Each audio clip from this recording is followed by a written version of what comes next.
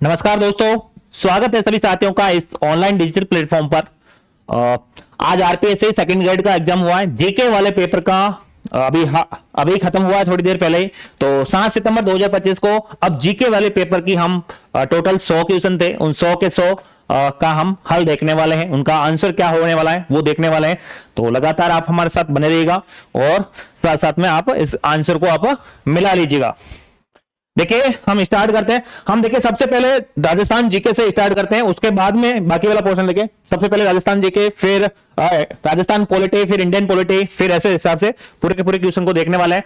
हम सबसे पहले ले रहे हैं राजस्थान के क्वेश्चन। अब देखिए ये आ रहे हैं आपके राजस्थान वाले क्वेश्चन। राजस्थान वाले क्वेश्चन है वो आपके 53 नंबर क्वेश्चन से स्टार्ट हो रहा है इस हिसाब से। तो आप मिला लीजिएगा, ये वाली अगर आपके पास सीरीज है प्रश्न वाली तो आप जरूर मिला लीजिएगा, नहीं तो फिर आप मैं पढ़ता जा रहा हूं, अगर आपको दिखाई भी सही ढंग से नहीं दे रहा है तो भी मैं प्रश्न पढ़ता जा रहा हूं और फटाफट हम आंसर निकालने की कोशिश करेंगे। जितना जल्दी हो सके मैं आपको आंसर बताने वाला हूं, कम टाइम में अधिक से अधिक टाइम। देखिए प्रश्न है, निम्नलिखित में से कौन सी एक बनास नदी के दाहिने तट की सहायक नदी है, यानी कि दाहिने तट की एक नदी कौन सी है ये पूछ रहा है। तो आपको इस प्रश्न का जो आंसर होगा वो होगा बेड़च नदी। कौन सी होगी? बेड़च नदी, जो कि बनास नदी के दाहिने तट की सहायक नदी है। अगला प्रश्न है, दोकड़ा, पलास, तेंदो और सैमल के वृक्ष है वो किस प्रकार के वन में पाए जाते हैं? तो ये आपको पता होना चाहिए। ये मिश्रित पतझड़ वन है भाई, मिश्रित पतझड़ वन है, मिश्रित पतझड़ वन है। राज 171 तथा मोती उन्नत किस्में किसकी किस्में?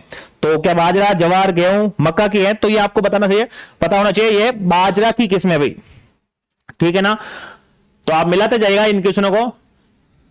अगला प्रश्न है जो अरावली पर्वतमाला है, उस अरावली पर्वतमाला से संबंधित ये पूछ रहा है, एक तथ्य है वो गलत कौन सा है? तो देखिए मैं 4 ऑप्शन दे रखे हैं, जिसमें से इसका जो ऑप्शन गलत था वो पहला ही ऑप्शन गलत आ गया। देखिए इसकी तुलना यूएसए के रॉकी पर्वत से की जाती है, जो कि ये गलत है, ये नहीं है। अब बाकी प्री कैम्ब्रियन युग की है, ये सही है। अरावली अवशेष पहाड़ियों के उदाहरण है, ये भी सही है। प्राचीनतम पर्वतों में से एक है, ये भी सही है। अगला प्रश्न देखिए, राजस्थान के किस जिला समूह से 40 सेंटीमीटर की समवृत्ताकार रेखा गुजरती है? तो इस प्रश्न का सही आंसर देखिए second number option Sikar, Nagaur, Jalore होने वाला है।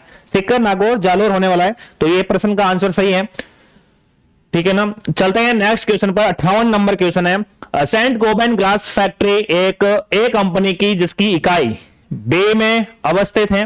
तो ये आपको बताना था, 4 ऑप्शन दे रखे थे। इस क्वेश्चन के हिसाब से देखा जाए तो चौथा ऑप्शन है, एक फ्रेंच है जो कि भिवाड़ी के अंदर स्थापित है, इस क्वेश्चन का आंसर है। अगला देखिए प्रश्न है, सुमेलित कहिएगा, सुमेलित वाला प्रश्न था, जो कि ये चोटियां दे रखी हैं, पर्यटक स्थल दे रखे, सॉरी, जिनको आगे जिलों से सुमेलित करना था। देलवाड़ा जो कि आबू पर्वत के अंदर है, और नाकोड़ा बालोतरा के अंदर है, और रामेश्वर धाम सवाई माधोपुर और त्रिपुरा सुंदरी बांसवाड़ा के अंदर है। इस हिसाब से देखा जाए तो देलवाड़ा के अंदर 3 नंबर ऑप्शन आना चाहिए। 2 में ऑप्शन आ रहा है 3-3, नाकोड़ा 1 आ रहा है, 3 के बाद 1 इसमें भी आ रहा है, रामेश्वर धाम 4 आ रहा है, यानी कि दूसरा ऑप्शन सही है। 3-1-4-2 इसका सही आंसर होने वाला है। देखिए अगला प्रश्न लेते हैं। अगला प्रश्न देखिए, अगला प्रश्न है, निम्नलिखित में से वो किसके गोवंश दुग्ध उत्पादक तथा अच्छे बैलों के लिए जाने जाते हैं और अधिकांश बाड़मेर, पाली, सिरोही तथा सांचौर में पाए जाते हैं? इसमें ये जिलों का दे रखा है, इसलिए इसका सही आंसर कांकरेज होने वाला है, क्योंकि मालवी, राठी, गिर इसलिए नहीं है क्योंकि यहां सीधा डायरेक्टली जिलों का ऑप्शन दे रखे थे। अगला प्रश्न है, जनगणना 2011 के अनुसार निम्नलिखित में से किस जिले की कुल जनसंख्या में नगरीय जनसंख्या का प्रतिशत सर्वाधिक है? तो इस प्रश्न का सीधा सा आंसर था अजमेर, ठीक है ना, अजमेर इसका सही आंसर होने वाला है। और देखिए अगला चलते हैं। अगला प्रश्न है, निम्नलिखित में से आहार संस्कृति से संबंधित पुरास्थल नहीं है, आहार से संबंधित नहीं है। देखिए ओजियाना है, बागोर, देखिए ओजियाना, गिलोंड, बालाथल है, लेकिन बागोर नहीं है भैया, बागोर नहीं है, ध्यान रखना, बागोर नहीं है, और नहीं ही ये पूछ रहा है। अगला देखिए, रज्जिल किस प्रतिहार शाखा से संबंधित था? तो रज्जिल आप सबको पता होगा, मंडोर के प्रतिहार शासक था भाई, मंडोर से था रज्जिल, ठीक है ना। चौहान निम्नलिखित में से किस स्थान से संबंध नहीं थे? चौहान कहां से नहीं थे? तो इसमें सीधा सा ऑप्शन एक दे रखा था, लोदरवा जो कि जैसलमेर से संबंधित है, जैसलमेर में भाटी वंश के शासक थे भाई, ये आपको पता होना चाहिए। आगे देखिए, अगला प्रश्न है सुल्तान इल्तुतमिश के जालोर अभियान के दौरान वहां का शासक कौन था? तो इस प्रश्न का तो सही आंसर सेकंड नंबर ऑप्शन होगा, क्योंकि वहां का शासक उदय सिंह जी था। ठीक है ना, उदय सिंह थे।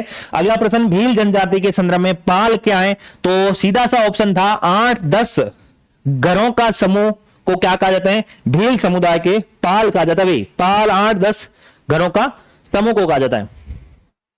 अगला प्रश्न देखिए, निम्नलिखित में से कौन सा वो चित्रित धूसर मर्दभांड संस्कृति का पूरा स्थल है? तो आहड़, गणेश्वर, बेराट, कालीबंगा। तो इसका सही आंसर होने वाला है गणेश्वर। गणेश्वर एकदम सही है, क्योंकि लाल और काला पूछ लेते तो आहड़ हो जाता है, और केवल काला पूछते तो कालीबंगा हो जाता, लेकिन गणेश्वर है चित्रित धूसर। ठीक है ना, चलिए अगला क्वेश्चन लेते हैं। 1857 के संघर्ष में कोटा में ब्रिटिश रेजिडेंट में हमले के दौरान क्रांतिकारियों ने रेजिडेंट मेजर बटन के साथ निम्नलिखित में से किस व्यक्ति की हत्या की थी? तो देखिए, इसमें एक बटन साहब की हत्या होती है, उनके दोनों लड़कों की हत्या होती है, लेकिन उनके एक निजी डॉक्टर जिनका नाम था सैडलर, उनकी भी हत्या होती है। तो आपको ध्यान रखना है सैडलर, जो कि इस हिसाब से ऑप्शन नंबर 1 होगा, यह आपको पता होना चाहिए। चलिए अगला क्वेश्चन लेते हैं। अगला क्वेश्चन देखिए, जयपुर प्रजामंडल को वैधानिक मान्यता दिलाने के लिए फरवरी 1939 में किसके नेतृत्व में सविनय अवज्ञा आंदोलन चलाया गया? तो इसका सीधा सा आंसर था जमुनालाल बजाज के नेतृत्व में यहां पर सविनय अवज्ञा आंदोलन चलाया गया था। अगला देखिए, निम्न में से किसने करमचंद पवार को अजमेर पर्वतसर एवं बनेड़ा परगने जागीर में प्रदान किए थे? ये तो सीधी सी बात है, क्योंकि अशोक परमार भी था और इनके साथ में ये भी करमचंद पवार भी थे। और ये ऑप्शन तीसरा जो कि महाराणा सांगा एकदम उत्तर सही होने वाला है इसका। अगला प्रश्न देखिए, प्रश्न है 1565 ईस्वी में मुगलों ने रानीसर की लड़ाई निम्न में से किस शासक से लड़ी थी? तो इस क्वेश्चन का आंसर है राव चंद्र सेन। राव चंद्र सेन के साथ में मुगलों ने रानीसर की लड़ाई लड़ी थी, यह प्रश्न का आंसर होने वाला है। अगला प्रश्न देखिए, निम्नलिखित में से मत्स्य संघ के किस व्यक्ति के हीरालाल शास्त्री के नेतृत्व में गठित ब्रत राजस्थान मंत्रिमंडल में शामिल हो गए? तो सबको पता होगा बाबू शोभाराम जी कुमावत थे, जो कि अलवर के मत्स्य संघ के अलवर के थे और मत्स्य संघ के क्या थे? प्रधानमंत्री थे भाई। इनको शामिल कर लिया गया था। अगला प्रश्न देखिए, अगला प्रश्न ये है, थोड़ा ऊपर ले लेते भाई। अगला प्रश्न देखिए, लोक देवता निम्नलिखित में से कौन सा सुमिलित नहीं है? तो देखिए, बाबूजी राठौर थे, गोगाजी चौहान थे, रामदेव जी तंवर थे, लेकिन हड़बूजी क्या थे वे? सांखला थे। ठीक है ना, हड़बूजी सांखला थे, इसलिए यह गलत हो गया और यही आपका सही है। पूछ रहा है सुमिलित नहीं है। प्रजामंडल आंदोलन में बीकानेर राज्य प्रजा परिषद की स्थापना कब की गई? तो ये सबको पता होगा 1942 के अंदर की गई। हालांकि प्रजामंडल की स्थापना पूछे 1936 था, लेकिन प्रजा परिषद राज्य बीकानेर राज्य प्रजा परिषद पूछ रहा है, इसका मतलब रघुवर दयाल गोयल ने स्थापना की थी। जबकि अगर प्रजा मंडल पूछ लेता तो फिर 1936 होता और कोलकाता। तो यह आपको पता होना चाहिए। अगला प्रश्न ले लेते हैं। अगला प्रश्न है, मेवाड़ के महाराणा के समक्ष मोतीलाल तेजावत द्वारा भीलों की 21 सूत्री मांग को किस शीर्षक से प्रस्तुत किया गया था? तो ये सबको पता होगा, मेवाड़ पुकार के नाम से प्रस्तुत किया गया था। किस नाम से? मेवाड़ पुकार नाम से प्रस्तुत किया गया था।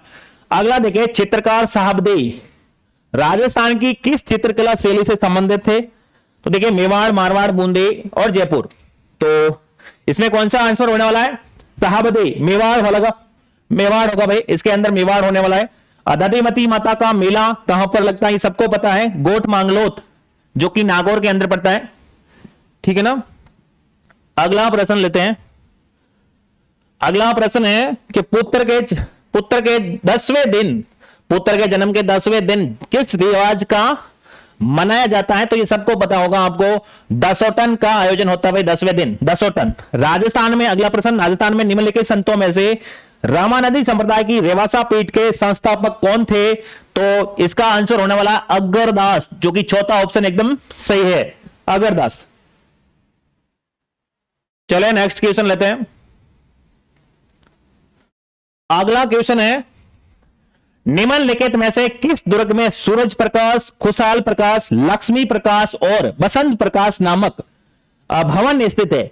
तो ये सीधा सा आंसर था, नाहरगढ़ किले के अंदर ये सभी बने हुए हैं भाई। नाहरगढ़ जो कि जयपुर वाला, ठीक है ना। चलिएगा अगला क्वेश्चन लेते हैं। भारत में राज्य के महाधिवक्ता की जो पारिश्रमिक यानी कि वेतन वगैरह है वो किसके द्वारा निर्धारित किया जाता है? तो ये सबको पता होना चाहिए, ये हमेशा राज्य के राज्यपाल द्वारा ही तय किया जाता है। राज्य के राज्यपाल महोदय द्वारा ही महाधिवक्ता की नियुक्ति भी की जाती है।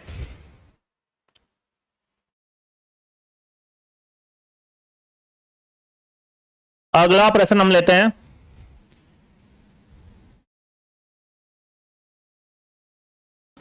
अगला प्रश्न देखिए, अगला प्रश्न है कि किस संविधान संशोधन के द्वारा संविधान में यह जोड़ा गया था कि एक व्यक्ति को 2 या 2 से अधिक राज्यों का राज्यपाल नियुक्त किया जाएगा? तो ये सबको पता है, 7वां संविधान संशोधन के द्वारा ही 1956 के द्वारा 1 या 1 से अधिक राज्यों का राज्यपाल भी नियुक्त किया जा सकता है, जिसका वेतन दोनों राज्य से राष्ट्रपति तय करते हैं। यह भी आपको पता होना चाहिए।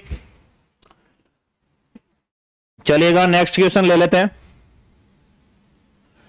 निम्नलिखित में से लोकगीतों में से वो कौन से विवाह के अवसर पर गाए जाते हैं? देखिए, जला गीत गाया जाता है, परिणीत गाया जाता है, सीटने गाए जाते हैं, लेकिन गोरमन ऊंट के गले का आभूषण है। इसका मतलब तीसरा ऑप्शन नहीं है। तीसरा किसमें है? इसमें है 1 2 4 होगा, यानी कि सेकंड ऑप्शन एकदम सही है वाले, मतलब गोरमन नहीं होने वाला, बाकी तीनों होने वाले भी।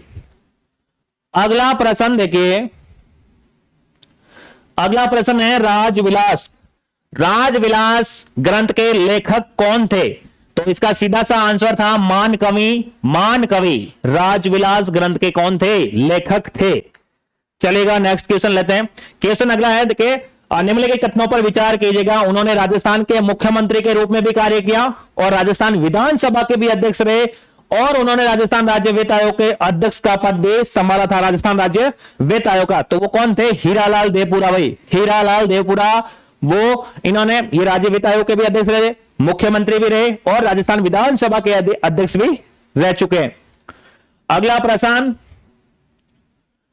इंपॉर्टेंट है, देख लीजिएगा ये सभी प्रश्न, और सबको ध्यान रखिएगा। इसकी आंसर की, अगर आपको आंसर के पीडीएफ प्राप्त करनी है तो वो पीडीएफ आपको टेलीग्राम ग्रुप में मिल जाएगी। और अभी तक आपने अगर चैनल ज्वाइन नहीं किया तो वो चैनल भी ज्वाइन कर लीजिएगा, क्योंकि इस हिसाब से हम रोजाना आंसर की भी डालते हैं जैसे ही एग्जाम होता है, और उससे पहले भी क्लासें देते हैं। देखिए, राजस्थान सरकार के मंत्रियों के वेतन तथा भत्तों के बारे में निम्नलिखित कथनों पर विचार कीजिएगा।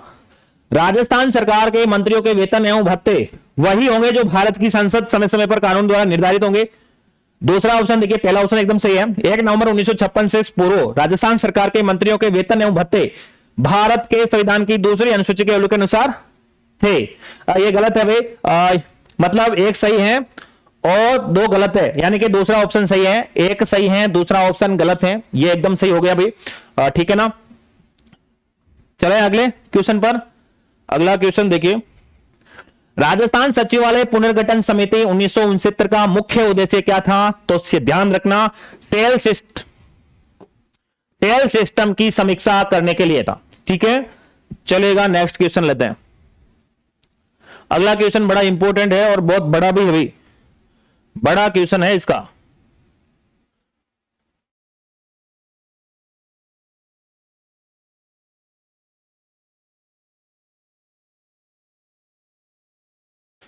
देखिए अगला क्वेश्चन देखिए, राजस्थान लोक सेवा आयोग से संबंधित है और यह बोल रहा है कि इसमें से कौन सा सत्य है।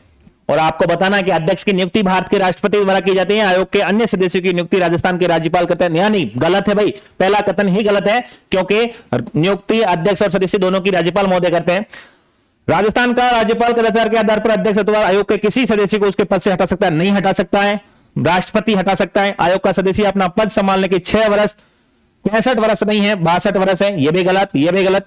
राजस्थान लोक सेवा आयोग के अध्यक्ष तथा अन्य सदस्यों की नियुक्ति राज्यपाल महोदय करते हैं, एकदम सही है, चौथा ऑप्शन। किस समिति की सिफारिश पर राजस्थान राज्य विधानसभा आयुक्त अनुसूचित जाति, अनुसूचित जनजाति के द्वारा सदन के पटल पर रखे गए प्रतिवेदन पर चर्चा करती हैं? तो कौन सा? तो ध्यान रखना, यह अनुसूचित जाति कल्याण समिति है भाई। अनुसूचित जाति कल्याण समिति सदन के पटल पर रखे प्रतिवेदन पर चर्चा करती है। अगला प्रश्न है, राजस्थान मानव अधिकार आयोग के बारे में निम्नलिखित कथनों पर विचार कीजिएगा। कौन सा कथन ऐसा है जो क्या है? सही है। राजस्थान राज्य मानवाधिकार आयोग जनवरी 1995 गलत है, 1993 है। प्रारंभ में इसमें एक अध्यक्ष 6 सदस्य, ये भी गलत है। आयोग की अपनी जांच एजेंसी है जिसका नेतृत्व न्यूनतम पुलिस महानिरीक्षक पद का अधिकारी करता है, एकदम सही है, यही ऑप्शन सही है। इसके गठन की अधिसूचना गलत है ये वाला, मतलब तीसरा ऑप्शन एकदम सही है। इसके खुद की एक एजेंसी है जांच की जिसका पुलिस महानिरीक्षक पद का अधिकारी इसकी जांच कर सकता है। चले अगले क्वेश्चन पर। अगला प्रश्न देखिए, ग्राम पंचायत नियोजन एवं समन्वय समिति का अध्यक्ष कौन होता है? तो इसका सीधा सा आंसर था सरपंच इसका अध्यक्ष होता है, सरपंच इसका अध्यक्ष होता है। अगला प्रश्न है, गढ़सीसर झील जून 2025 में किस कारण में प्रदेश में चर्चा में रही थी? करंट अफेयर्स का क्वेश्चन है जो कि सेकंड नंबर ऑप्शन सही है। वंदे गंगा जल संरक्षण जन अभियान का समापन समारोह के कारण यह चर्चा में रही थी। अगला प्रश्न देखिए, यहां पर और भी प्रश्न है, मैं सीधा आगे चला गया था। ये कौन सा प्रश्न है? भारत, ये बाद में देखते हैं भाई, ये वाला क्वेश्चन आपको हम बाद में देखते हैं, ठीक है ना। और आगे कौन सा है? अच्छा, ये राइजिंग राजस्थान वाला, राइजिंग राजस्थान पार्टनरशिप कॉन्क्लेव 2025 का आयोजन प्रस्तावित है, जो कि कब प्रस्तावित है? ये देखेगा, ये है आपके 11-12 या फिर 10-11 या फिर 13-14 दिसंबर या फिर 9-10। तो यह ध्यान रखना 10-11 दिसंबर 2025 को यह क्या है, आगे होने वाला है Rajasthan rising Rajasthan partnership conclave. अगला प्रश्न देख लीजिएगा, जुलाई 2025 में राजस्थान के उच्च न्यायालय मुख्य न्यायाधीश को शपथ ग्रहण में से पहले राष्ट्रपति द्रौपदी मुर्मू द्वारा राजस्थान उच्च न्यायालय के मुख्य न्यायाधीश नियुक्त करने संबंधी नियुक्ति और अधिसूचना किसने पढ़ी थी? तो ये हमेशा ध्यान रखिएगा, जो अधिसूचना है वो कौन पढ़ता है राज्य के अंदर? राजस्थान, जो कि राजस्थान का अभी वर्तमान में कौन है? मुख्य सचिव, जो कि सुधांशु पंत, यही पढ़ते हैं। कौन क्या पढ़ते हैं? तो ध्यान रखना, अधिसूचना पढ़ते हैं जिसको राज्यपाल की नियुक्ति होती है, नियुक्ति से नियुक्ति पत्र पहले मुख्य सचिव पढ़ते हैं राज्य के। कौन है अभी? सुधांशु पंत है। चलिए अगला प्रश्न ले लेते हैं। राजस्थान सीटे गैस डिस्ट्रीब्यूशन नीति 2025 के संदर्भ में निम्नलिखित कथनों पर विचार कीजिएगा। सही विकल्प कौन सा है? इस नीति के क्रियान्वयन के लिए विभाग के निर्देशक की अध्यक्षता वाली राज्य स्तरीय समिति का गठन किया जाएगा। यह नीति 31 मार्च 2030 तक अथवा अन्य नीति लागू होने तक प्रभावी रहेगी। तो कौन से कथन सही है? तो भाई इनमें से दोनों कथन ही सही है, दोनों कथन सही है भाई। क्रियान्वयन के लिए विभाग की निर्देशक अध्यक्षता वाली स्तरीय समिति 8 का है, दोनों कथन सही है, एकदम कोई दिक्कत नहीं है इसके अंदर। चलिए अगला क्वेश्चन लेते हैं। अगला क्वेश्चन है, जून 2025 में आयोजित 29वें राज्य स्तरीय भामाशाह सम्मान समारोह में कितने प्रवासी राजस्थानियों को प्रवासी राजस्थानी शिक्षा सम्मेलन आयोजित करने के लिए सम्मानित किया गया? तो इस प्रश्न का आंसर ध्यान रखना 11 भाई, 11 जनों को सम्मानित किया गया है। अगला प्रश्न ले लेते हैं। अगला प्रश्न है, एशिया और प्रशांत क्षेत्र के अंदर 12वें क्षेत्रीय 3R सर्कुलर इकोनॉमिक फोरम का आयोजन राजस्थान के किस शहर में हुआ? तो ये राजस्थान के जयपुर शहर के अंदर हुआ भाई, दूसरा ऑप्शन एकदम सही है, राजस्थान के। अगला प्रश्न है, राजस्थान के ये अभी योजना चर्चित में थी, हमने पढ़ी भी थी करंट अफेयर्स के अंदर। राजस्थान सरकार द्वारा बाबा साहब अम्बेडकर के जीवन से जुड़े तीर्थों की निःशुल्क यात्रा करवाई जा रही है। इसके संदर्भ में निम्नलिखित में कथन गलत कथन है भाई एक। तो इस योजना का लाभ प्रदेश के अनुसूचित जाति, अनुसूचित जनजाति वर्ग, मूल निवासी प्राप्त कर सकते हैं, ये बात एकदम सही है। जीवन से जुड़े 5 ऐतिहासिक स्थलों को यात्रा करवाई जाएगी, यह भी बात एकदम सही है। अगले देखें, इस यात्रा का आवास भोजन सहित संपूर्ण राज्य सरकार वहन करेगी, यह भी एकदम बात सही है। व्यक्ति आयकर दाता नहीं होना चाहिए, यह ऐसी कोई बात इसके अंदर नहीं लिखी हुई थी, तो यह आप ध्यान रख लीजिएगा। चलिएगा अगला प्रश्न लेते हैं। अगला प्रश्न है, बर्मिंघम में आयोजित विश्व पुलिस फायर गेम्स 2025 भाला फेंक प्रतियोगिता में राजस्थान में किसने स्वर्ण पदक हासिल किया है भाई? ये प्रश्न भाई बाद में देखते हैं भाई, ये प्रश्न बाद में देखते हैं, ठीक है ना। और अब चलिए नेक्स्ट प्रश्न पर चलते हैं। अच्छा यहां पूरे खत्म हो गए, ठीक है भाई, 1 मिनट रुकना, मैं बाद में वापस ले लेता हूं। कहां तक हमने कर लिए थे?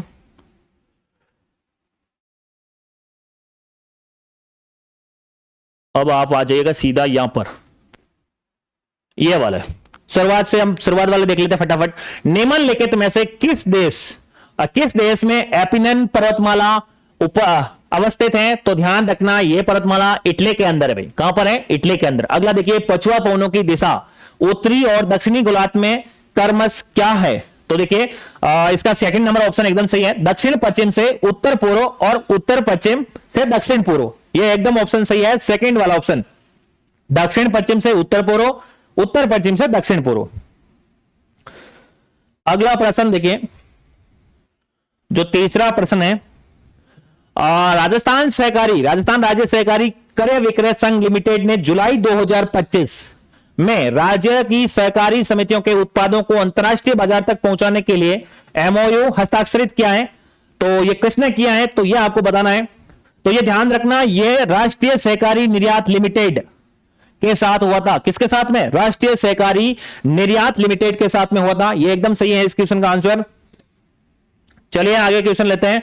अगला क्वेश्चन है, चौथा क्वेश्चन है, 18 और 19 जून 2025 को अजमेर में आयोजित राजस्थान राज्य सीनियर एथलेटिक्स चैंपियनशिप 2025 में पुरुषों की जो 200 मीटर की दौड़ हुई है, उस स्पर्धा में 21.41 सेकंड के समय के साथ किसने प्रथम स्थान हासिल किया है? तो सही आंसर है अंकित कुमार कसवा। क्या आंसर है? आंसर चौथा ऑप्शन एकदम सही है, अंकित कुमार कसवा। अंकित कुमार कसवा। अगला देखिए, वर्ल्ड पॉपुलेशन प्रोस्पेक्ट 2024 के अनुसार विश्व के शीर्ष 5 जनसंख्या वाले देशों में निम्नलिखित में से कौन सा देश सम्मिलित नहीं है? तो इनमें से कौन सा देश वो सम्मिलित नहीं है? तो ध्यान रखना, इनमें से वो कौन सा देश है वो सम्मिलित नहीं है। तो वो देश है आपके कौन सा? वो देश कौन सा है? वो देश है नाइजीरिया भाई। वो देश है नाइजीरिया वो देश इसमें शामिल नहीं है। कोप 29 यूएन जलवायु सम्मेलन में जीवन और आजीविका की रक्षा के लिए विकासशील देशों के वित्त पोषण में वृद्धि की जाएगी। कितने गुना? कितना गुना? तो ध्यान रखना, ये 3 गुना वृद्धि करने की बात कही गई है। कितने गुना? 3 गुना। चलेगा अगला क्वेश्चन लेते हैं।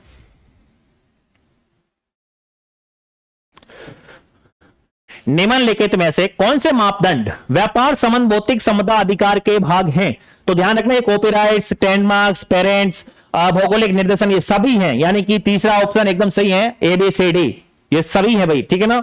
चलेगा नेक्स्ट क्वेश्चन लेते हैं। मैं क्वेश्चन के आंसर फटाफट बताने की कोशिश कर रहा हूं क्योंकि आपका ज्यादा समय खराब ना हो और सीधा का आपको आंसर मिल जाए डायरेक्टली, ना। निम्नलिखित में से वो कौन सा पठार है दामोदर नदी द्वारा अपवाहित होता है? वो कौन सा पठार है? तो ध्यान रखना, वो छोटा नागपुर का पठार है भाई, छोटा नागपुर का पठार।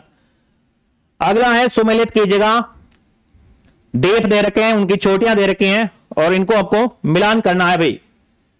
अब मिलान करने वाला प्रश्न है, देखिए उत्तरी अंडमान और सामने माउंट कोयोब, दक्षिणी Andaman mount Thuiller, great Nicobar saddle peak, मध्य अंडमान माउंट डियाबोलो। इस ऑप्शन के हिसाब से ध्यान रखना, इसका पहला ऑप्शन एकदम सही है। 3 2 1 2 4 है भाई, यानी कि 3 पहले में 3 है। जो उत्तरी अंडमान है वहां पर सैंडल पीक है और दक्षिणी अंडमान है वो माउंट कोयोब में है, ग्रेट निकोबार जो कि माउंट थोइलर है और मध्य अंडमान के अंदर माउंट डियाबोलो है। अगला प्रश्न देखिए, हिंद महासागर प्रशांत महासागर के मध्य मौसमी परिवर्तनों से प्रक्षेपित उतार चढ़ाव वाला जो प्रतिरूप है वो उतार चढ़ाव वाला जो प्रतिरूप जो कि सी सोन पैटर्न कहलाता है। तो ये ध्यान रखना, वाकर परिसंचरण कहलाता है या वाकर परिसंचरण कहलाता है। वाकर परिसंचरण, ठीक है ना, वाकर परिसंचरण क्या कहलाता है? वाकर परिसंचरण, ठीक है। चलिएगा अगला लेते हैं, यहां पर नहीं, अगला लेते हैं। 11वां प्रश्न देखिए,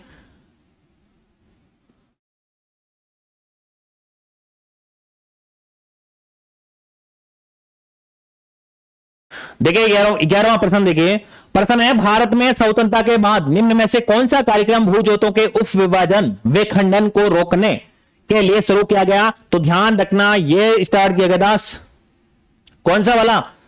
तो ये बड़ा, ये जो तीसरा ऑप्शन है ना, सहकारिता और भूजोतों की चकबंदी के कार्यक्रम, ये वाला एकदम ठीक है भाई। चलेगा अगला क्वेश्चन लेते हैं। 12वां क्वेश्चन है, भारत में उष्णकटिबंधीय किस क्षेत्र में उष्णकटिबंधीय आदर्श सदाबहार वन नहीं पाए जाते हैं? तो कौन सा क्षेत्र है जहां पर आदर्श क्या बोलता है, भारत के निम्नलिखित में से किस क्षेत्र में उष्ण कटिबंधीय आर्द्र सदाबहार वन नहीं पाए जाते हैं? तो वो कहां पर नहीं पाए जाते हैं? ध्यान रखना, गंगा डेल्टा के अंदर ये नहीं पाए जाते भाई। निम्नलिखित तेल शोधनशालाओं को उनकी अवस्थिति के अनुसार पूर्व से पश्चिम में सही क्रम में सजाइएगा, और पूर्व से पश्चिम में सबसे पहले पूर्व आएगा। पूर्व में सबसे ज्यादा पूर्व में कौन है, वो सबसे पहले आएगा। तो सबको आपको बता दें, बोगाई गांव जो कि सबसे पूर्व में है, यानी कि बी सबसे लास्ट में आना चाहिए, यह देख लीजिएगा। और जो डिगबोई है वो सबसे पश्चिम में आना चाहिए। इसका मतलब ये सही है, पहला ही ऑप्शन सही है, यानी कि सबसे पहले डिगबोई आएगा, फिर नोमा अलीगढ़ आएगा, फिर गुवाहाटी आएगा, और फिर बोगाई गांव आएगा। यही इसका क्रम रहने वाला है। देखिए अगला प्रश्न, देखिए अगला प्रश्न है, सुमेलित करने वाला है। कपास, रेशम और मानव निर्मित रेशा के अंदर भारत का कौन सा स्थान है? फार्मास्यूटिकल्स में भारत का स्थान है तीसरा, ठीक है। और कपास रेशम के अंदर भारत का स्थान है दूसरा, दूध के अंदर स्थान है पहला, और मांस के अंदर स्थान है आठवां। इस हिसाब से देखा जाए तो देखिए पहले के अंदर आएगा, यानी कि सी आएगा। अच्छा, सी के अंदर भाई, सी एक ही के अंदर है, फिर आएगा डी, और फिर आएगा बी, और फिर आएगा ए। एकदम सही है भाई, चौथा ऑप्शन एकदम सही है, क्योंकि कपास रेशम के अंदर हमारा सेकंड स्थान है, फार्मास्यूटिकल्स के अंदर हमारा कौन सा स्थान है? थर्ड स्थान है, दूध के अंदर हमारा पहला है, और मांस के अंदर हमारा आठवां स्थान है। चलेगा, अगला क्वेश्चन ले लेते हैं। अगला क्वेश्चन है, वित्तीय वर्ष 2023 में भारत में सेवा क्षेत्र के राज्य भार प्रदर्शन के विश्लेषण के विषय में निम्न कथनों को पढ़िए और दिए गए कूटों का आंसर देने की कोशिश कीजिएगा। सही उत्तर कौन सा है? सभी राज्य के कुल सेवा क्षेत्र के सकल राज्य मूल्यवर्धन में महाराष्ट्र का हिस्सा 20% से अधिक है। सभी राज्यों के कुल सेवा क्षेत्र के सकल राज्य मूल्यवर्धन में कर्नाटक, महाराष्ट्र, तमिलनाडु, उत्तर प्रदेश, गुजरात का सम्मिलित हिस्सा 50% से अधिक है। और ये सेकंड वाला ऑप्शन एकदम सही है, लेकिन फर्स्ट वाला ऑप्शन एकदम गलत है। तो इस हिसाब से देखा जाए तो यानी कि सेकंड ऑप्शन एकदम सही है, पहला ही ऑप्शन केवल सेकंड सही है। अगला 16वां प्रश्न देखिए, 16वां प्रश्न देखिए, बहुत बड़ा प्रश्न है भाई। देखिए, भारत सरकार अधिनियम 1919 के संबंध में सही कथनों का सही कूट का चयन करे। यह मॉन्टेग्यू चैम्सफोर्ड सुधार का संहिताबद्ध संस्करण था, जिसका नाम Edwin Charles Montagu Lord Chelmsford के नाम पर रखा गया था, जिन्होंने क्रमश ब्रिटिश भारत के राज्य सचिव वायसराय के पद संभाले थे। एकदम सही है। भारतीय राष्ट्रीय कांग्रेस ने अधिनियम को अस्वीकार कर दिया था, यह भी बात एकदम सही है। महात्मा गांधी ने अधिनियम को इंग्लैंड द्वारा प्रस्ताव और भारत द्वारा स्वीकार किए जाने के अयोग्य करार दिया। यह बात यह भाई साहब ऊपर प्रश्न के हिसाब से मैं बोल रहा हूं, लेकिन अगर इस क्वेश्चन का अगर आंसर देखा जाए तो इसका तीसरा एकदम सही है, क्योंकि यह पूछ रहा है सही कौन सा है। सही यह है, लेकिन इस प्रश्न के हिसाब से देखा जाए ये तीन तो गलत हो गए और ये तीसरा ऑप्शन एकदम सही है। तो अब देखिए तीसरा ऑप्शन बाहर निकलेगा और ये तीनों ऑप्शन सही होने वाले हैं। दस्तावेज की एक उल्लेखनीय विशेषता एक खंड था जिसमें 10 वर्ष की अवधि के बाद अधिनियम के कामकाज की समीक्षा करने का आह्वान किया। एकदम सही है, मतलब ए भी सही है, बी भी सही है, डी भी सही है। यानी कि जहां सी है वो गलत है, यानी कि पहले में सी आ गया, सेकंड में सी आ गया, ये गलत है, लेकिन तीनों ऑप्शन सही है ना, ए बी डी। भाई साहब महात्मा गांधी वाला इंग्लैंड द्वारा प्रस्ताव भारत का द्वारा स्वीकार किए जाने के अयोग्य करा दिया, ये बात एकदम गलत है। बाकी तीनों बातें एकदम सही है। 10 वर्ष वाली सही है, भारतीय राष्ट्रीय कांग्रेस अधिनियम को अस्वीकार कर दिया, ये भी बात सही है। मॉन्टेग्यू चैम्सफोर्ड सुधार यही था, मार्लो मिंटो आपको पता होगा 1909 वाला था, तो ये बात एकदम सही है। तीनों ऑप्शन सही है, सी ऑप्शन एकदम गलत है। चलेगा, नेक्स्ट क्वेश्चन लेते हैं। नेक्स्ट क्वेश्चन देखिए, आर्थिक समीक्षा या फिर आर्थिक सर्वेक्षण है भाई 2024-25 के अनुसार 2023-24 में भारत के साथ सर्वाधिक व्यापार करने वाला देश कौन सा था? तो ये सबको पता होगा आपको, ये देश कौन सा था? ये देश था संयुक्त राज्य अमेरिका। कौन सा देश था? संयुक्त राज्य अमेरिका। आर्थिक सर्वेक्षण 2024-25 के अनुसार वर्ष 2022 में विश्व के निर्यातों में भारत की हिस्सेदारी कितनी है? यह भी ऑप्शन इसका सही ऑप्शन एकदम 2.2% भाई, 2.2%। कौन सा ऑप्शन सही है? 2.2%। चलिए लेते हैं अगला क्वेश्चन। प्रश्न है, किस संविधान संशोधन के द्वारा कि संविधान संशोधन अधिनियम द्वारा संविधान संशोधन विधेयक पर राष्ट्रपति की क्या कर दी थी, अनुमति को अनिवार्य बाध्य कर दिया गया था। वो 42वां, 43वां, 44वां या फिर 24वां, तो वो 24वां संविधान संशोधन था जिसके द्वारा, और किसके समय, इंदिरा गांधी के समय, जो कि राष्ट्रपति को सहमति देने के लिए पाबंद या फिर अनिवार्य या फिर बाध्य कर दिया गया। ठीक है ना, चलेगा अगला क्वेश्चन लेते हैं। और अगला क्वेश्चन है द्विसदनात्मक प्रांतीय विधानमंडल का प्रावधान किया गया था। द्विसदनात्मक प्रांतीय विधानमंडल का प्रावधान किया गया था, कौन पर किया गया था, तो इस बॉम्बे, बंगाल, बिहार, भाई पहला ही ऑप्शन एकदम सही है। बॉम्बे, बंगाल, बिहार के अंदर द्विसदनात्मक प्रांतीय विधानमंडल का प्रावधान किया गया था। एक निर्वाचित राष्ट्रपति द्वारा भारत के संविधान की कौन सी विशेषता परिलक्षित होती है, तो इसका सही ऑप्शन है गणराज्य, गणराज्य भाई। ठीक है ना, अगला देखिए,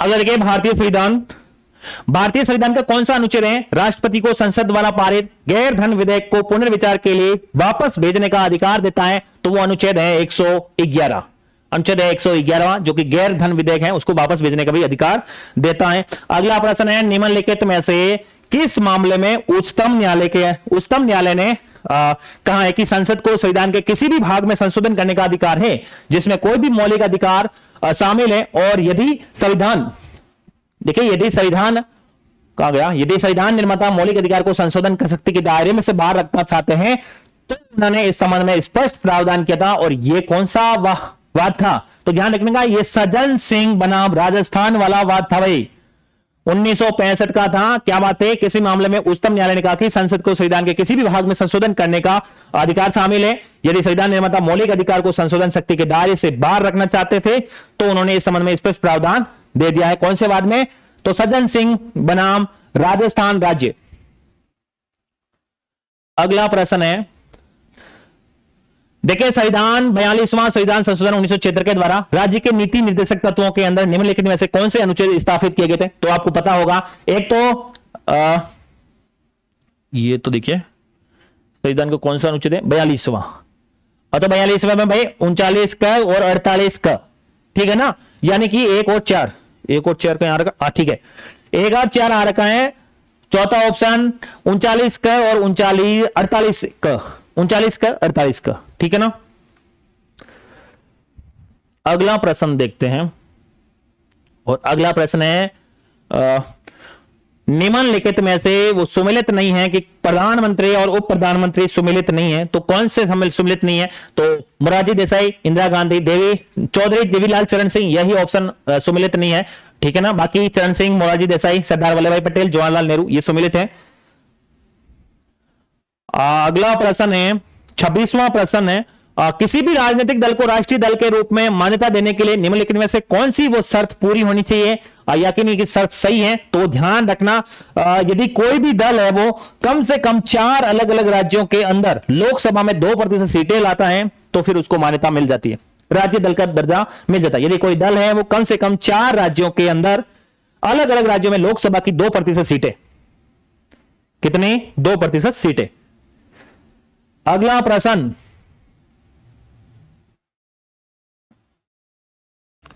देखिए 1974 में भारत ने श्रीलंका के साथ दोनों देशों के मध्य ऐतिहासिक पानी में सीमाएं तय करने की इच्छा से एक समझौता किया। निम्नलिखित में से किस द्वीप का नाम इस समझौते में विशेष रूप से उल्लेखित है, तो आपको ध्यान होगा कचादिव्यू द्वीप है भाई, कचादिव्यू द्वीप, ये आपको पता होना चाहिए। भारत और श्रीलंका के मध्य इसका हुआ था समझौता। अगला प्रश्न है निम्नलिखित में से कौन से FICCI Federation of Indian Chambers of Commerce and Industry से संबंध संगठन है, तो देखिए All India Organisation of Employers, तो ये भी तो है भाई, इंडियन काउंसिल ऑफ आर्बिट्रेशन, ये भी है, confederation of micro small and medium enterprises, ये भी है, ये तीनों है भाई। कौन सा ऑप्शन, ये देखिए चौथा ऑप्शन में तीनों आ रखे हैं और तीनों अभी ये शामिल है भाई इसके अंदर, ठीक है ना। चलेगा नेक्स्ट क्वेश्चन लेते हैं, थोड़ा जल्दी तो नहीं हो रहा भाई, मैं थोड़ा इसीलिए बता रहा हूं कि भाई आपका टाइम क्लास बहुत लंबी हो जाएगी, इसलिए हम व्याख्या थोड़ी कर रहे हैं इस क्लास के अंदर, हमें सिर्फ इस क्लास के अंदर आंसर पता करना है। भारत की विदेश नीति में गुट निरपेक्षता के सिद्धांत में निम्नलिखित या निम्नलिखित में से क्या सम्मिलित नहीं है, तो देखिए विदेश नीति में स्वतंत्रता ये है भाई, विश्व मामलों के प्रति तटस्थता ये भी है, शांतिपूर्ण सह अस्तित्व पर जोर ये भी है, लेकिन शांति गुटों की ओर अप्रतिबद्धता ये नहीं है। चलेगा, अगला क्वेश्चन लेते हैं।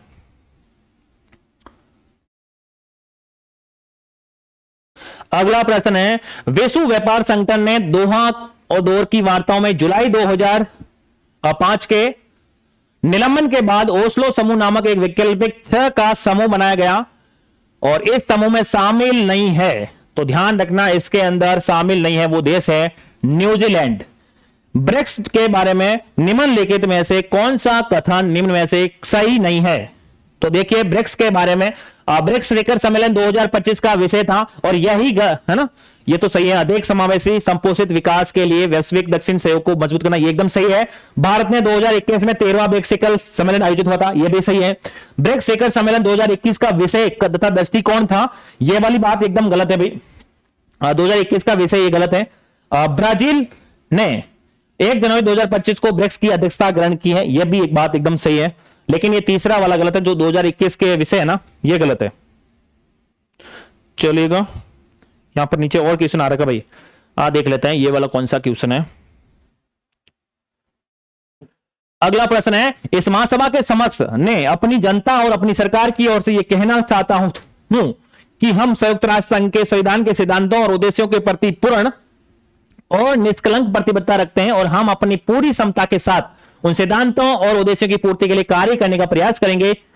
अच्छा, ये कथन किसका है? तो ये सीधी सी बात है, ये कथन है पंडित जवाहरलाल नेहरू का भाई, पंडित जवाहरलाल नेहरू का ये कथन है। अगला 33वां प्रश्न देखिए, अब देखिए मनोविज्ञान के प्रश्न आ गए। मनोविज्ञान के शिक्षा मनोविज्ञान के क्षेत्र में विभिन्न श्रेणियों के अंतर्गत वर्गीकृत किया जा सकता है। वृद्धि और विकास के ज्ञान को किस श्रेणी के अंतर्गत वर्गीकृत किया जा सकता है? तो किसके अंदर? तो ध्यान रखना, अधिगमकर्ता, अधिगमकर्ता। चलेगा, अगला प्रश्न लेते हैं। निम्नलिखित में से किस क्षेत्र में शिक्षा मनोविज्ञान का महत्व स्पष्ट रूप से दिखाई देता है? विद्यार्थियों के विकासात्मक विशेषताओं में समझने में, विद्यार्थियों के व्यक्तिगत विभिन्नताओं को समझने में, प्रभावी शिक्षण विधियों को पहचानने में, पाठ्यचर्या के निर्माण में। तो भाई साहब ये चौथा, चारों ऑप्शन एकदम सही है। कहां पर गए? ए बी सी डी सही है भाई, ये रहा तीसरा ऑप्शन एकदम सही है, चारों ऑप्शन इसके अंदर एकदम सही है, ठीक है ना, एक भी ऑप्शन गलत नहीं है। अगला प्रश्न देखिए, 35वां प्रश्न है और 35वां प्रश्न यह कह रहा है कि कोहलबर्ग के अनुसार, कोहलबर्ग के नैतिक विकास सिद्धांत के अनुसार आत्म परिपूरक पारस्परिकता नैतिक विकास किस चरण की विशेषता है? तो यह आप ध्यान रखिएगा, यह है सामाजिक व्यवस्था संरक्षण उन्मुखता।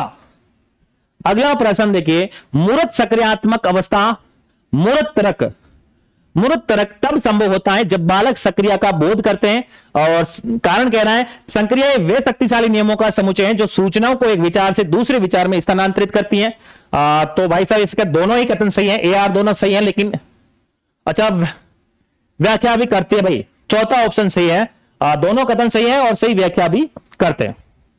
चलिएगा, अगला प्रश्न है, पियाजे के अनुसार संज्ञानात्मक विकास की किस अवस्था में बालकों में भाषा का विकास ठीक प्रकार से प्रारंभ हो जाता है तथा भाषा अभिव्यक्ति का माध्यम बनने लग जाती है? तो वो कौन सी अवस्था है? तो ध्यान रखना, ये पूर्व सक्रियात्मक है ना, पूर्व सक्रियात्मक अवस्था है भाई, पूर्व सक्रियात्मक अवस्था है वो भाषा वाली।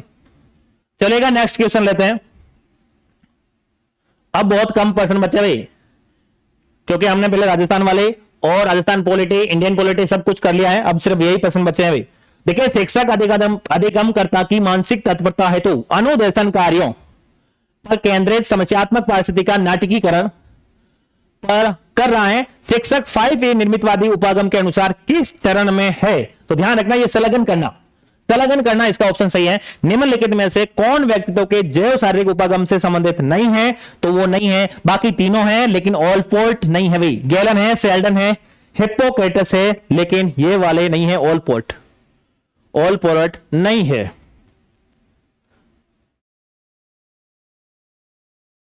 अगला प्रश्न देखिए, अल्बर्ट अल्बर्ट बांडुरा क्या कहते हैं? अल्बर्ट बांडुरा ने अपने अध्ययन में पाया है कि अधिगम वास्तविक प्रदर्शन एक प्रकार का सुप्त अधिगम के बिना भी हो सकता है, इसे इस रूप में संदर्भित किया जाता है। तो ये ध्यान रखना, अल्बर्ट बांडुरा का नाम आता है आप तो संज्ञानात्मक अधिगम एकदम सही है भाई, संज्ञानात्मक अधिगम अल्बर्ट बांडुरा, ठीक है ना। अगला देखिए, अगला प्रश्न है निम्नलिखित में से कौन सा कथन अधिगम के बारे में सही है? अधिगम तात्पर्य उन परिवर्तनों से है जो अभ्यास और अनुभवों के फलस्वरूप होते हैं। परिपक्वता द्वारा व्यवहार परिवर्तन अधिगम, व्यवहार व्यवस्था का स्थायी परिवर्तन होता है और परिपक्वता द्वारा व्यवहार परिवर्तन अधिगम होता है। यह सही है, एकदम पहला ही ऑप्शन सही है। अधिगम से तात्पर्य उन परिवर्तनों से है जो अभ्यास और अनुभवों के फलस्वरूप होते हैं। चलिएगा अगला क्वेश्चन लेते हैं। किसी भी विद्यार्थी द्वारा अपनी समस्या के संबंध में परिकल्पना बनाने संबंधी मानसिक प्रक्रिया स्टर्नबर्ग के ये क्या लिख रखा है, त्रितरणीय बुद्धि सिद्धांत के अनुसार किस घटक के अंतर्गत सम्मिलित होता है? इस प्रश्न का सही आंसर तो एकदम मेटा घटक है भाई, मेटा घटक। एक शिक्षक कक्षा में देखता है कि एक बच्चा स्थानिक बुद्धि में तेज है, इस बच्चे के अधिगम को सबसे अच्छी तरह कौन सी गतिविधि सहारा देगी? तो बताइएगा। तो ध्यान रखना, इसके अंदर त्रिआयामी मॉड्यूल का अभिकल्पन, 16 व्यक्तित्व। अगला प्रश्न, 16 व्यक्तित्व कारक प्रभावावली के संदर्भ में निम्नलिखित में से कौन सा कथन सही नहीं है? तो देखिए इसमें कौन सा सही नहीं है, तो ध्यान रखना, ये शील गुण उपागम पर आधारित हैं, ये वाला ऑप्शन सही नहीं है, बाकी तीनों ऑप्शन सही है। इसमें 16 ध्रुपदी कारक सम्मिलित है, यह एक प्रक्षेपी प्रेक्षण नहीं है, यह एक प्रकार का उपागम पर आधारित है, तो ये सभी है, लेकिन ये वाला गलत है, ठीक है। अगला देखिए, जब कोई वयस्क अपनी इच्छाओं, प्रेरणाओं एवं व्यवहारों को बाल्यावस्था की इच्छाओं, प्रेरणाओं एवं व्यवहारों के अनुकूल बना लेता है तो इसे कहा जाता है, ध्यान रखना, इसको क्या कहा जाता है? प्रतिगमन। क्या कहा जाता है? प्रतिगमन कहा जाता है। चलेगा नेक्स्ट क्वेश्चन लेते हैं। अब बहुत कम बचे भाई, और अगर इसके पीडीएफ भी प्राप्त करनी है तो टेलीग्राम ग्रुप को ज्वाइन कर लीजिएगा, और अगर आप अपने चैनल को अब तक ज्वाइन नहीं किया तो चैनल को ज्वाइन जरूर कर लीजिएगा, क्योंकि ऐसे जितने भी आंसर किए हैं या फिर जितने भी एग्जाम है उन एग्जाम के से पहले या फिर बाद में या फिर करंट अफेयर्स कुछ भी पढ़ना चाहें तो आप हमारा चैनल को ज्वाइन जरूर कर लीजिएगा, वहां पर हम लगातार क्लासें उपलब्ध करा रहे हैं। एक अर्जित अभिप्रेरणा जिससे प्रेरित होकर बालक अपने कार्य को उस ढंग से करता है कि उसे अधिक से अधिक सफलता मिल सके, कहलाती हैं। क्या कहलाती है? उपलब्धि अभिप्रेरणा, अनुमोदन अभिप्रेरणा, सत्ता अभिप्रेरणा, समंदन अभिप्रेरणा, या फिर तो ध्यान रखना, अनुमोदन भैया। देखिए क्या बोल रहा है, एक अर्जित अभिप्रेरणा जिससे प्रेरित होकर बालक अपने कार्य को इस ढंग से करता है कि उसे अधिक से अधिक सफलता मिल सके, कहलाती है भाई। इसमें भाई साहब मुझे कंफ्यूजन लगता है, या तो उपलब्धि अभिप्रेरणा है या अनुमोदन, इसका देखना पड़ेगा भाई, ठीक है ना। चलेगा इसका अगला देखिए, निम्नलिखित में से शिक्षक के द्वारा किया गया कौन सा कार्य व्यक्तिगत भिन्नता के महत्व को इंगित नहीं करता है? कौन सा वो कार्य है जो इंगित नहीं करता है? व्यवसायिक निर्देशन देना, सभी के लिए समान निष्पादन स्तर तय करना, अध्यापन विधियों में भिन्नता रखना, या रुचिपन कार्य करना। तो इसका सही आंसर है सभी के लिए समान निष्पादन तय करना। पीयूष के पास दूसरों की भावनाओं को प्रबंधित करने का कौशल है, यह अवलोकन संवेगात्मक बुद्धि के किस घटक को इंगित करता है? तो देख लीजिएगा, अंतर्वैयक्तिक जागरूकता, अंतर्वैयक्तिक प्रबंधन और संवेगात्मक उपलब्धि या अनुत्तरित। तो ध्यान रखना, इस प्रश्न का आंसर होने वाला है अंतर्वैयक्तिक। ये दोनों ऑप्शन सेम कैसे आ गए? अंतर्वैयक्तिक भाई, दो ऑप्शन साथ में आ रहे हैं, ये सेम है क्या? अच्छा, ये दोनों अलग अलग लिख रखे हैं, एक तो अंत है, एक अंतर्वैयक्तिक है ना। तो भाई ये वाला ऑप्शन एकदम सही है, अंतर्वैयक्तिक प्रबंधन, ठीक है ना। चलेगा अगला प्रश्न लेते हैं, दो ऑप्शन एक साथ में दिख रहे हैं इसलिए। कीर्ति हमेशा बैडमिंटन खेलने में उत्साह महसूस करती हैं और चुनौतियों का सामना भी करती हैं, और वह एक टूर्नामेंट में भाग ले रहे थे, किंतु जैसे ही उसने खेलना शुरू किया उसके बाएं पैर में ऐंठन होने लगी, लेकिन दर्द और परेशानी के बावजूद वो खेल खत्म करने में कामयाब नहीं रही और जीत गई। उसके पास किस प्रकार की अभिप्रेरणा थी? तो इसका ध्यान रखना, द्वितीयक प्रकार की, क्या थे, द्वितीयक प्रकार के। चलेगा अगला क्वेश्चन, ये मेरे हिसाब से ये लास्ट स्लाइड है अब प्रश्न हो गए कंप्लीट मेरे हिसाब से। प्रश्न है वो अभिप्रेरक आसक्ति जो हमारे ध्यान को आकर्षित कर उसे किसी वस्तु उद्दीपन या फिर कार्य विशेष के संपादन में बराबर बनाए रखकर हमें वांछित उद्देश्य की पूर्ति में सहयोग प्रदान करती हैं, वो क्या कहलाती हैं? तो ध्यान रखना, वो रुचि कहलाती है भाई, रुचि कहलाती है। निम्नलिखित में से वो कौन सा प्रावधान प्रतिभाशाली बच्चों के लिए बच्चों की शिक्षा के लिए उपयोगी है? तो वो संवर्धन कार्यक्रम, प्रवर्धन, पुल आउट दृष्टिकोण या फिर उपचारात्मक दृष्टिकोण। तो ध्यान रखना वो कौन सा है जो कि, तो ध्यान रखना वो पुल आउट नहीं है, बाकी तीनों है भाई, पुल आउट वाला नहीं है और तीनों है, ए बी डी है भाई, ए बी डी है भाई, पुल आउट नहीं है बाकी तीनों है। चलेगा अगला क्वेश्चन लेते हैं, 52वां क्वेश्चन, निम्नलिखित में से कौन सा किसी व्यक्ति के दृष्टिकोण अभिव्यक्ति में परिवर्तन लाने के लिए उपयुक्त नहीं है? उपयुक्त नहीं है। समूह चर्चा दृष्टिकोण परिवर्तन की वकालत, उसकी अभिव्यक्ति विश्वासों से संबंधित जन प्रतिबद्धता अतिरिक्त सूचनाओं द्वारा उसकी अभिव्यक्ति में अधिक परिवर्तन लाती हैं। जब व्यक्ति सक्रिय भागीदारी के माध्यम से जानकारी प्राप्त कर सकता है तो दृष्टिकोण परिवर्तन अधिक होता है। जब आकर्षक और प्रभावशाली जानकारी व्यक्ति को दी जाती है, तो बताइएगा क्या होने वाला है इस क्वेश्चन का आंसर?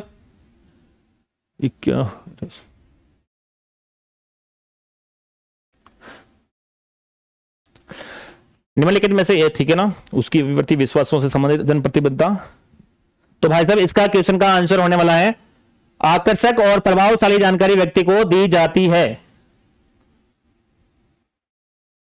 ये वाला सही है भाई, दूसरा ऑप्शन, ठीक है ना। तो अच्छा ये वाला आगे भाई, ठीक है। ये थे अपने क्वेश्चन भाई, पूरे क्वेश्चन हो चुके हैं। और अगर कोई क्वेश्चन हो सकता है 100 क्वेश्चन है, कोई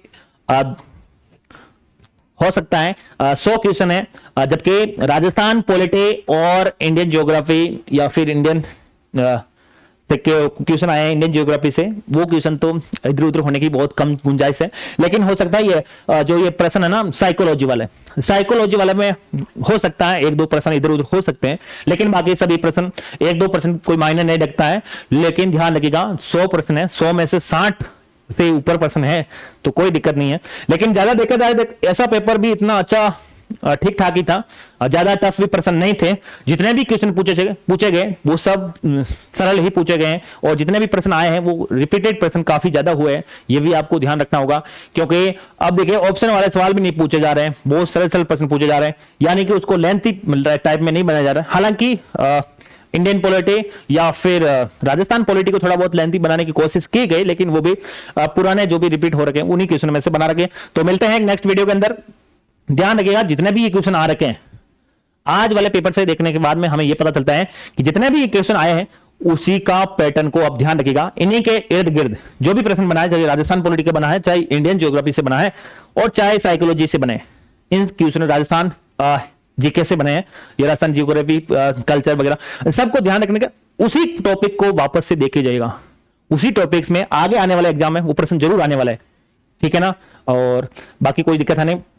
मिलते हैं एक नेक्स्ट वीडियो के अंदर, ऐसे ही अगले एग्जाम या फिर अगले पेपर की जो आंसर की आ रहे हैं उसका सॉल्यूशन लेके आ रहे हैं, ठीक है ना। तो बहुत बहुत धन्यवाद। अगर आपने चैनल को अब तक ज्वाइन नहीं किया है तो ज्वाइन कर लीजिएगा।